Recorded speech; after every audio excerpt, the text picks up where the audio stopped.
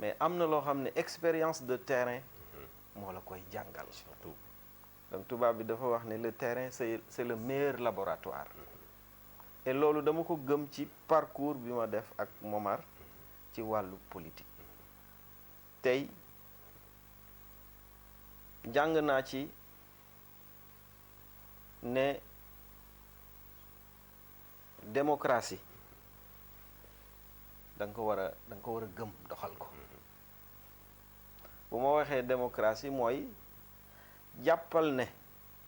fi nga nekk di fa jàpp ba gëm ko nangul ne keneen mën na gëm leneen. surtout c'est important. jàppal ne it askan wi lépp lu nu xalaat ne mën nga leen ko lijjantil walla mën nga leen ko ci jàppale jàppal ne waroo ci sonn waroo ci tàyyi waaye it def ko ci njub ak dëgg. donc yooyu jàng naa ko ci processus boobu. loolu ci aspect politique la parce que tey yore collectivité territoriale wala collectivité locale wala ci jargon biñ ko gën a xamee commune ñaari pàcc la. dafa am pàcc boo xam ne pàcc politique la mais am pàcc boo xam ne pàccu administration la. tey Ibrahima Ciss ci mandat bi ñu nekk nii ak yeneen mandat yi nekk naa ci président de commission. benn bi yoroon naa commission jeunesse et sport mandat bi passé mandat bi ma yor commission coopération décentralisée parce que tey communes yi ni mu tëddee ay domaine de compétence la. tey ci wàllu décentralisation État du Sénégal daf ko yàgg a doxal maanaam gox yeeg goxaan yi ñu jox ko ña fa ne ñu doxal ko waaye ña fa nekk dafa am sañ-sañ yu ñu leen jox pour ñu doxal ko mooy 9 domaines de compétence yi am yu bari yuñ ciy doxal yoo xam ne compétence su mairie la. waaye tey compétence yooyu boo ko bëggee doxal te nga am liste boo xam ne moo tax nga gañe ba mën a nekk ci mairie ba faw nga puiser ci liste boobu pour ñu mën a doxal à la fois politique bi mais di doxal wàllu administration encore. kon tey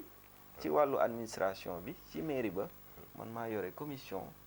coopération décentralisée muy commission bu am solo parce que tey comme ni ko ñun ñëpp xamee collectivité territoriale yi ci wàllu décentralisation état daf ñu jox ay compétences muy 9 am yoo xam ne mën nga ko ci yokk selon zone ba nga ne. tey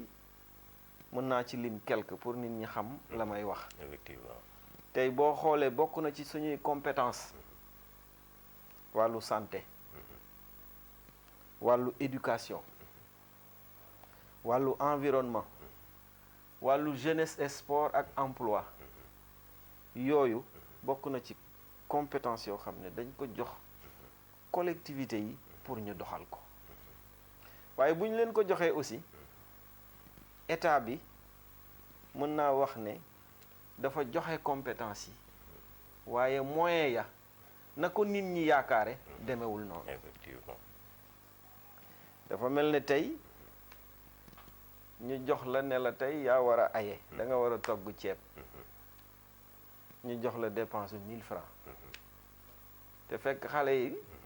dañ la ne ah ñun kat ceebu yàpp la ñu bëgg tey te 1000 francs la kilifa gi jox kon nan ngay def ba togg ceebu yàpp ci 1000 francs loolu mooy doxinu effectivement mairie yi et loolu mooy waral yenn commission yi faw nga créer ko pour la manqué pour nga mën a réaliser yenn projets yi nga mën ko wuti loolu moo taxal ñu am commission coopération décentralisée pour mu mën ñu permettre la ñu manqué ci moyen ñu mën ko jéggaani ci ay partenaires yoo xam ne soit fii lañ nekk ci réew mi wala ci biti réew pour mën a dimbali commune bi ak ñi koy yor ñu mën a doxal yenni projets yi tey dinaa ci joxe benn exemple da ngay dem ci dëkk ñu ne la dañoo bëgg nga clôturer école bi fekk moyen amul waay ñun def nañu ko boo demee tey école u Sañafil ay partenaires yu nekk France ñooñu jàppale ñu clôturer école u Sañafil école u Sanc école u Tuguni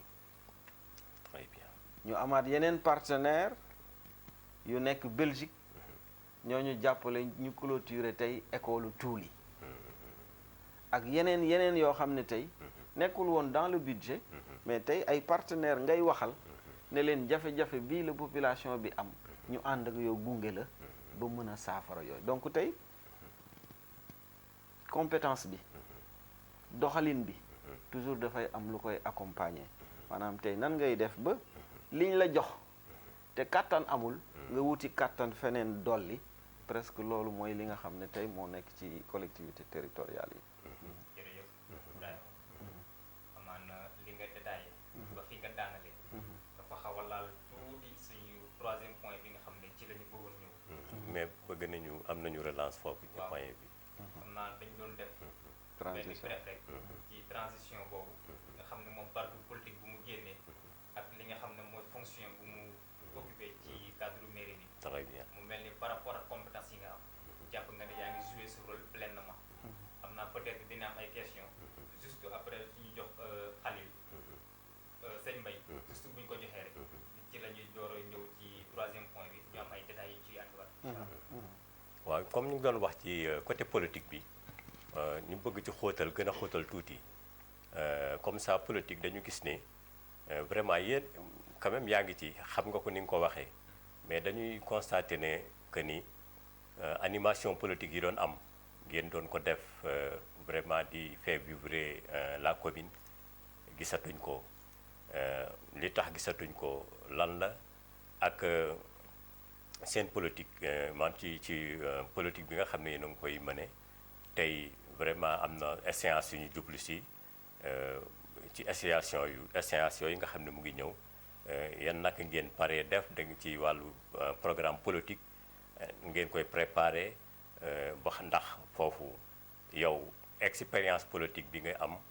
boo ko seetloo depuis boobu ba léegi vraiment luñ ci war a xam nga ko ndax da nga pare continuer ci toppe boobu wala tey pare nga pour jël devant pour tey doon maire ci politique bi nga xam ne yaa ngi koy def ci commune bi nga xam ne fi nga nekk muy commune Kër Moussa wala lan ci question yooyu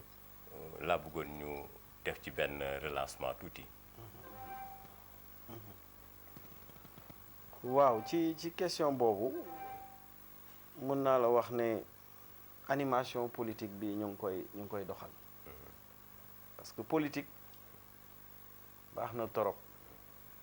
parce que mooy tax nga am yoon bi nga xam ne boo ko jaaree nga mën a développer cité bi waaye dafa laaj contexte xam nga tey yaa ngi ci politique mënoo nekk tout le temps di politique waaye am na fu contexte politique di toll da ngay def animation politique te loolu ñu ngi ci et j'ai vu que question bi éclaté nañ ko ci yi ñëw yi ci ambition yeeg yeneen yi ñëw xam naa ne li duuf ci nag bi dañ koy réserver foofu mais tey li am solo mooy animation politique bi ñu ngi koy def ba nga xam ne tey parti bi ñu nekk ñu ngi koy animer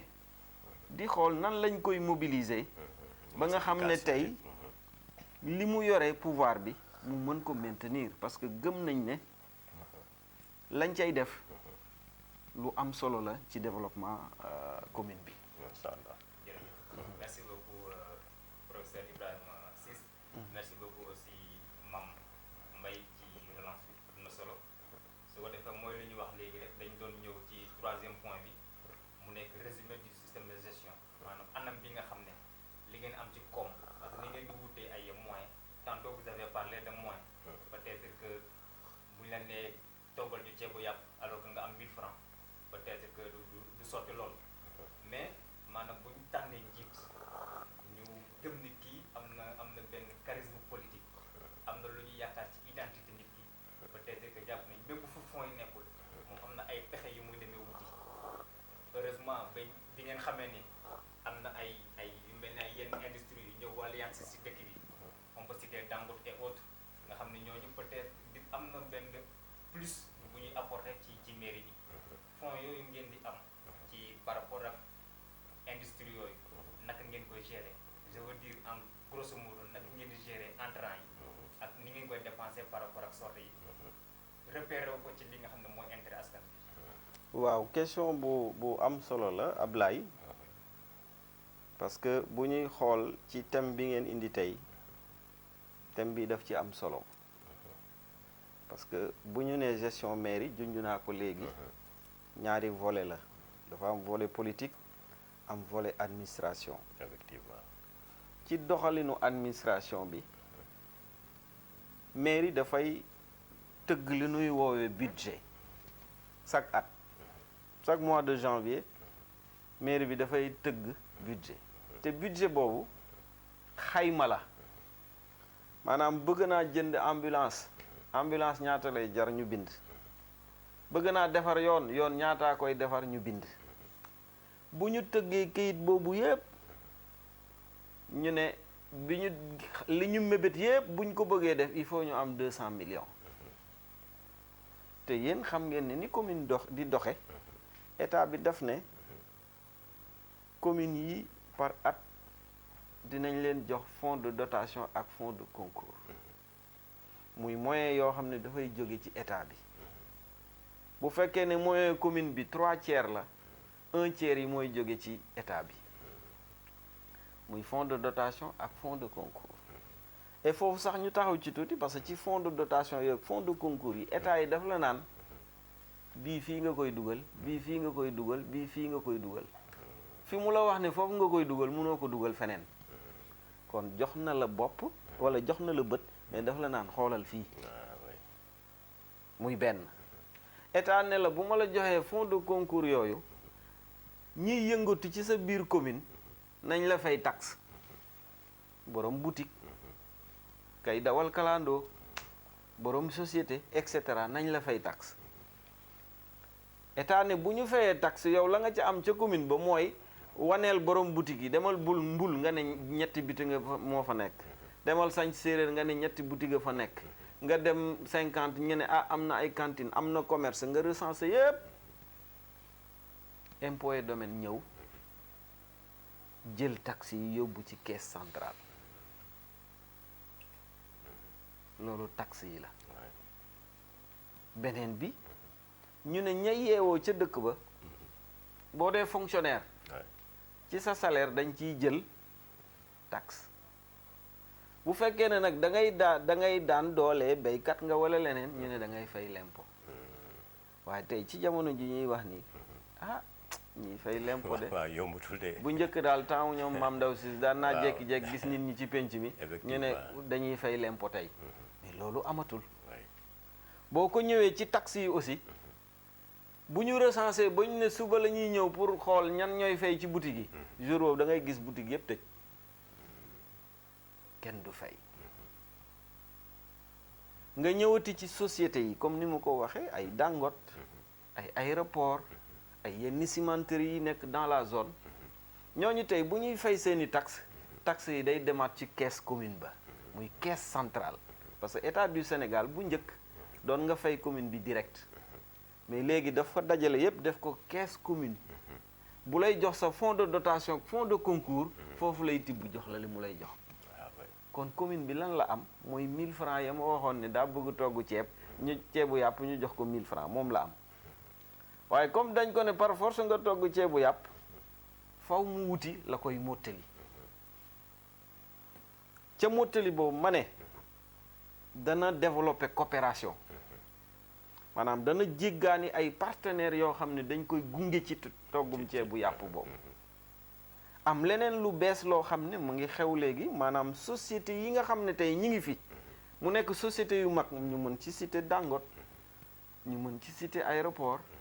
ñooñ dafa am benn jumtukaay bu état bi tëral léegi ñu koy woowee RSE muy responsabilité sociétale de l'entreprise maanaam li muy tekki mooy dañ ne société bi bu liggéeyee ba at am na lu muy comp ci ay bénéfice am jox ko commune ba ko dalal pour participer ci développement ci développement bi. loolu ñu ngi koy jot mais nañ koy dépenser ma ñëw ci sa question toujours dañ koy xool ci planification bi ñu am parce que tey commune bi ku koy saytu rek mooy wàllu administration bi may wax am na tëralin yoo xam ne mu ngi ci biir dëkk bi muy ay question prioritaire de développement yoo xam ne tey da nga ko war a faj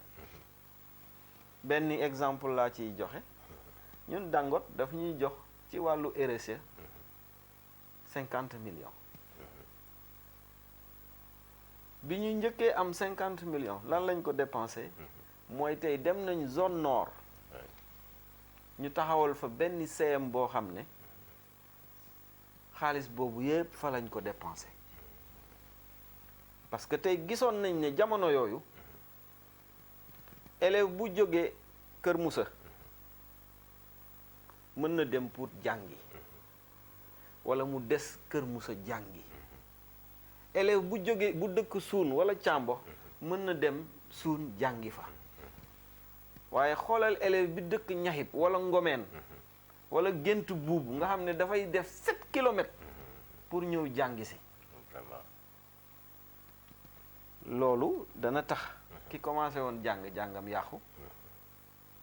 parce que day tayal dox suba dox ngoon risque yu bari am ci ñu ne kon li ñuy njëkk a am ci Dangote nañ ci tabax CM boo xam ne dafay tax xale yi dootuñu ñëw Pout di wut ku leen di héberger wala ñuy dox ba sonn ñu des ca gox ba di jàng ba ca war loolu benn année bi année ba ca topp lañ ca jotaat ñu tabax ko ci centre de santé bu Kër Moussa maanaam poste de santé bu Kër Moussa la ñu réhabilité parce que tey lële ci wàllu éducation la mais bii ci wàllu santé la tey ci wàllu santé gis nañ ne zone centre bi ba jàpp Kër Moussa ñu ci bëri Kër Sër la ñuy dem dañu kii mais tey le plateau technique ba ca war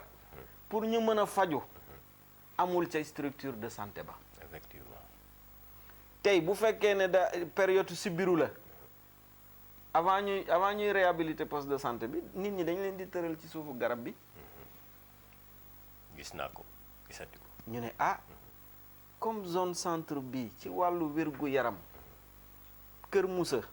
dafa polariser lu bari nañu réhabiliter poste de santé bi def ko ci niveau boo xam ne tey day am plateau technique bu adéquat ba boo bëggee faju wala ngay romb poste de santé bi di dem Kër Sër mais nga yem fii faju correctement delluwaat donc du yooyu dépense la ñuy def ci li nga xam ne moom la ñuy jëlee ci entreprise yi di ko delloo ci askan wi ci selon priorité yi nga xam ne tey gis nañ ne lu tar la te ñu war ko régler. waaw mu mel ni da nga joxe ñaari exemple ci RSE bu Dangote ak nga fi ñaari yoon RSE benn bi ngeen investir ko ci wàllu éducation mu dem ca zone Ñaxib beneen bi ngeen investir ko ci wàllu santé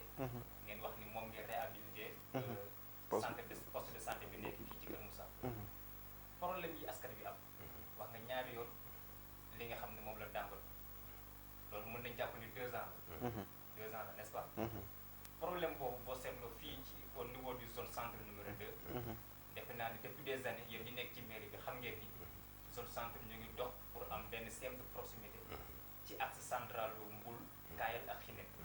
ci RSE Dangote boobu depuis des années problème boobu mu ngi persister te li nga wax ci Ñaxib effectivement moo nekk fii y en a plusieurs des jeunes yoo xam ne ñu ngi abandonné les écoles ñii ay leneen mu ngi leen di dal d'autant plus que y a pas de sécurité ci àll bi problème boobu fan ngeen ci toll par rapport ak RSE yooyu ngeen di am. waaw toujours ci RSE bi defe naa ne Ablaye question bi nga laaj ni yàgg nañ ci waxtaan bokkoon na ci jafe-jafe yi nga xam ne tey moom la ñu wax ci zone nord ba dañ koy dund fii ci zone centre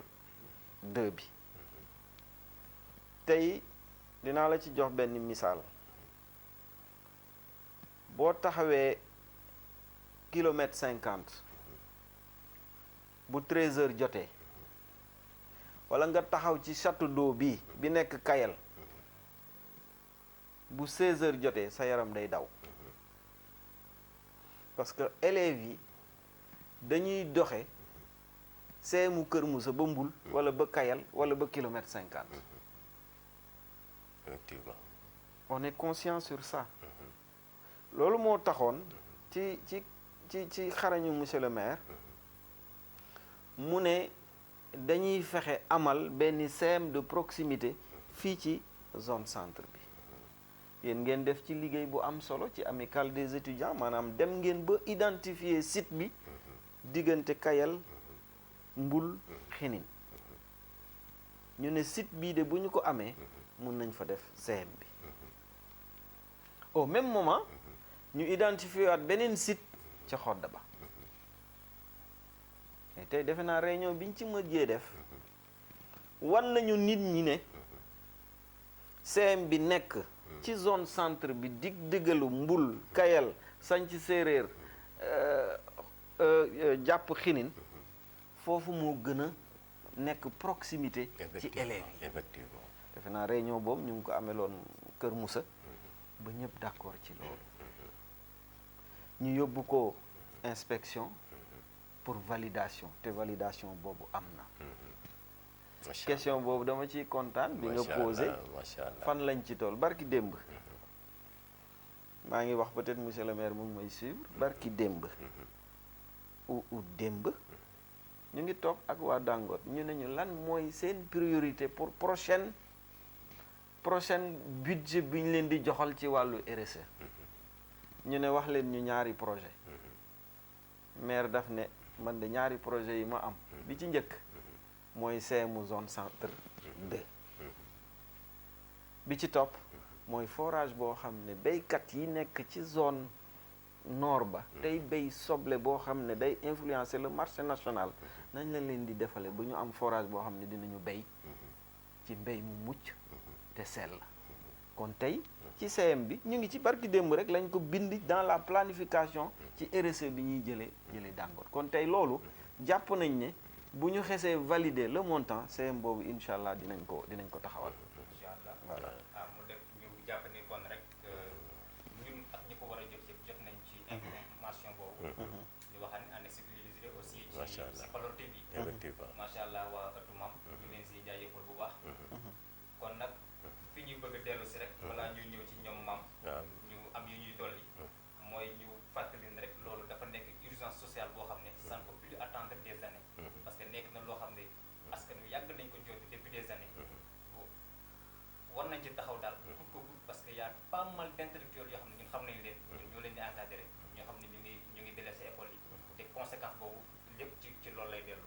donc ci yooyu yu mel noonu peut-être am na yeneen ak yeneen.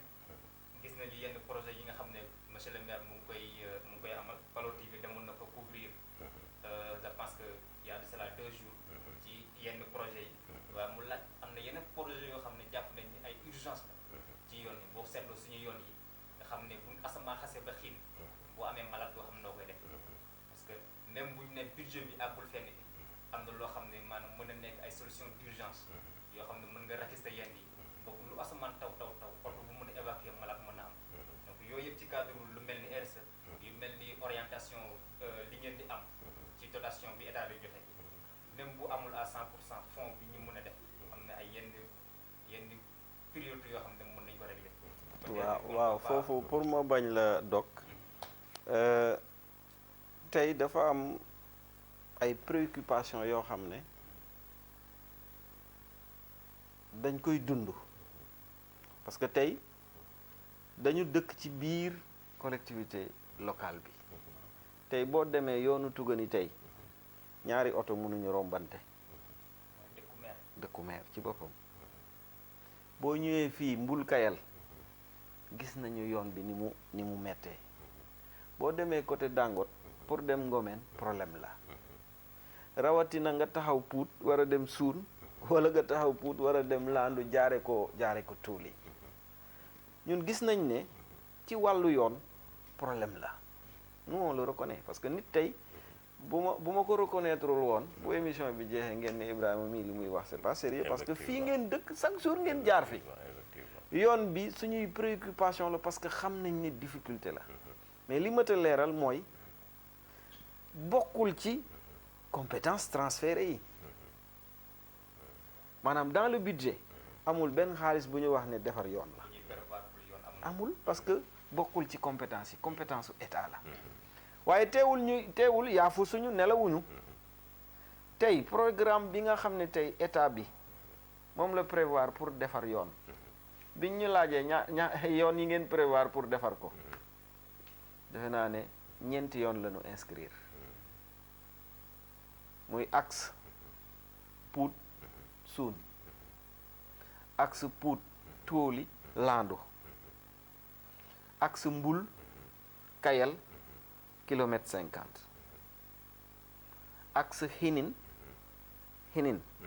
xodda ba route nationale bi juróomi axe yi la ñu inscrire ci programme état bi nga xam ne tey moom moo war a defal yoon yi nga xam ne tey moo war a ñëw loolu nag teewul defar yi nga xam ne defar ponctuel la ñu ngi prévoir wut benn latérite boo xam ne bu ndox mi wàññeekoo ba nga xam ne tey dana mën a kii ñu defar axe yooyu yëpp parce que tey bu fekkee ne latérite la dafay provisoire boo ko sottee ci yoon bu taw ndox mu bari daf koy yóbbuwaat mais tey bu ñu sentiree ne ndox mi wàññeeku na am nañu benn programme de réhabilitation boo xam ne tey fépp fu am pax wala fu doon taa dinañ fa sotti latérite dame ko ba nga xam ne tey la voie dina accessible en attendant programme yi la ñëw nga xam ne day defar définitivement yoon yooyu ñu wax noonu bon d'ici quand c'est-à-dire mënuma la wax date exacte mais c'est un programme de l'État boo xam ne jóge na ci kaw di ñëw et ñun jàpp nañ ne inscrire nañ ko ba valider nañu programme Kër Moussa jàpp nañ ne dina ñëw mais en attendant le programme di ñëw dina ñëw defaraat yoon yi ba nga xam ne nit dina ko mën a pratiquer. macha allah waaw ñu am ñëwaat ci maam rek. waaw xam nga dañuy c'est une information à saluer li mu wax ci wàllu CM boobu defe naa def nañ fi émission boo xam ne wax nañ ci lu yaatu mais li mu wax nii macha allah information bi neex na quand même mais yaakaar nañ ne aussi dana aboutir ba mën naa am balaa yàgg ndax bokk na ci seen programme ndax ku wax ndaw wax jàng wax dëgg yàlla war a seet nag nooy dimbalee xale ya nañuy jànge mais sànq bi muy wax ci wàllu départagement wu budget de fonctionnement wu commune bi ni ma ko déggee mu wax na ba pare mais ñoom boole waale wu ñu culture ci seen programme dafa mel ni te boo seetloo Senghor dafa waxoon ne la culture est au début et la fin de tout développement mais dafa mel ni mairie yi comprendre uñu loolu te pourtant l'ANSTI xëy na avec Covid bi mën nañu jàpp ne xëy na mais avec cette année là président dafa waxoon ni dañoo am benn programme c'est l'année de la culture mais l'année de la culture dëgg la Covid bi ñëw dugg ci mais ci seen programme doo sentir bu baax la culture ci seen développement te pourtant culture dafa jouer rôle bu am solo ci développement comme ni ko Senghor waxee parce que tey jàpp naa ne bokk na ci ndax xam nga mairie démembrement état la le maire il représente comme le président de la République mais les conseillers comme ni mu ko waxee léegi ma yàgg xam conseillers yi fi mu jaar ci wàllu conseil ba mosoon na ma boole ak son conseiller chargé de la culture mais da nga gis ne quelquefois ñoom it dañuy problème bi ñu am mooy l'homme qu'il faut du ñu mettre mukk l'homme qu'il faut à la place qu'il faut peut-être quelquefois dañ koy joxe politiquement wala yaa fi sës or que am na loo xam ne ki ko xam rek ko mën a doxal mais côté de la culture c'est un volet boo xam ni même yu bari yoo xam ne commune bi daf koy soxla mu tegu la culture mën na ko yombalal parce que ni ko Senghor waxee daf ko étudier ba xam ko puisque tey pour développer tuuti benn stratégie la culture est une chose boo xam ne boo seetoo l'Amérique l'Europe et certains pays de l'Afrique ils sont développés basés leur développement au-dessus de la culture parce que la culture dafa générer tey ma xalaat ne su fekkoon dañu jël culture promouvoir ko parce que culture toujours dafay produire ça fait une production de l'argent de fonds pour faire quelque chose ba pare plateau la de faciliter la communication pour les militants que ça soit les habitants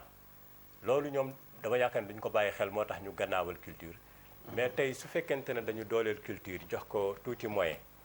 les acteurs culturels daje programmer peut-être quelque temps ñu def ay programmes yoo xam ne dafay dajale nit ñi fàttali leen seen culture non seulement mais dafay dajale ku ci nekk andi la nga am jënd sa ticket dugg ñaanam ñu dajale mairie bi am quote-part artiste bi wala homme de culture bi am quote-part que ça soit ñu succédé ko noonu ba tu vas créer comme ce que le président disait création de l'emploi tu vas créer de l'emploi mais di nga aussi boufter l'économie encore boo xam ne commune bi la jëm loolu yëpp ay xalaat la yoo xam ne non les hommes culture mën nañ ko def mais toujours la commune duñu tenir compte ci acteurs culturels yooyu maa doon ko laaj ba xam nag ndax loolu ma ko waxee gis na ko wala boog bu fekkee am na ñoom ban programme la ñu am pour la culture en général quand même. waaw jërëjëf Mbaye question bu am solo nga laal muy volet culturel bi comme ni nga ko waxee léegi ci situation Senghor bi culture dafa nekk du début à la fin de chaque de tout développement waaye culture boo duggee ci séeréer nga xam ni